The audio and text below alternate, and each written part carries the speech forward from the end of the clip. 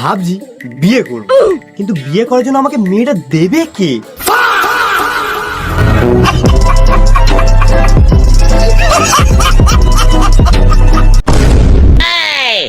আজ একটু মুদিখানা দোকানে গিয়েছিলাম।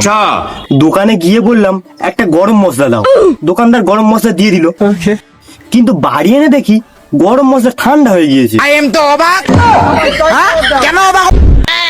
ভাগ্য করে একটা লয়াল গার্লফ্রেন্ড পেয়েছি, অন্য ছেলে তো দূরের কথা, মাঝে মাঝে আমাকেই পাত্তা।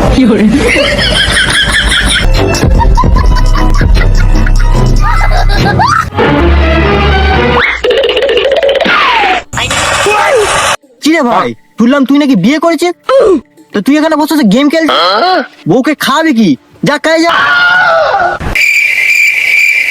কি বলিস ভাই? কাজে গিয়ে আমি কি করব? আমি মাস গেলে 1,500 টাকা বেকার ভাতার পাই। আচ্ছা, আবার আমার বউ মাস গেলে 1,500 টাকা লক্ষ্মীর ভান্ডার পায়। 3,000 টাকায় আমাদের হয়ে বেশি। তাই তোকে বলেছিলাম তুইও একটা বিয়ে করবি। বিয়ে করলি না তো, এবার বোঝ। কি বলিস রে? তাহলে তো বিয়েটা করতে আজই করো। আজ বাড়ি ছিলাম, আচ্ছা, মাকে বললাম মা আমি দিন দিন ডিপ্রেশনে চলে যাচ্ছি। মা বলল যেখানে যাস যা, খেয়ে দিয়ে যা। কিছুক্ষণ পর বাবাকে বললাম বাবা আমি ডিপ্রেশনে চলে যাচ্ছি, কিছু করো। বাবা বলে কি করব, আমি কোনো টাকা দিতে পারবো নি, আর যেখানে যাচ্ছিস যা, সাইকেল নিয়ে যাবি নি।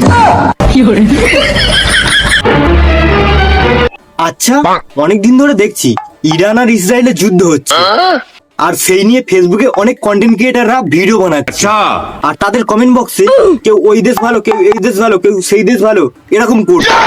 বিষয়টা ওটা না, আমি শুধু ভাবছি যে তারা কি ওই ফেসবুকে করে শুধু দেশে দেশে ঘুরছে, কারণ তাদের হাফ জনই তো পাসপোর্ট নেই। আচ্ছা ভাই, ধান যখন বসানো হয় তখন ধানের রং সবুজ হয়, কিন্তু ধান যখন হয় তখন হলুদ হয় কেন? ওই জন্য তো আমি সায়েন্স নিয়ে পড়ছি, যেন ধানের রং সাদা করা যায়।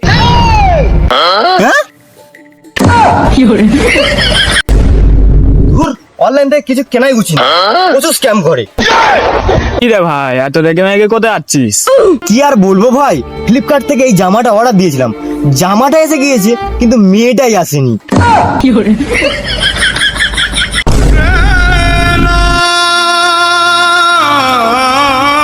কি রে ভাই, তোকে সকাল থেকে খুঁজছি, তুই এখানে দাঁড়িয়ে আছিস?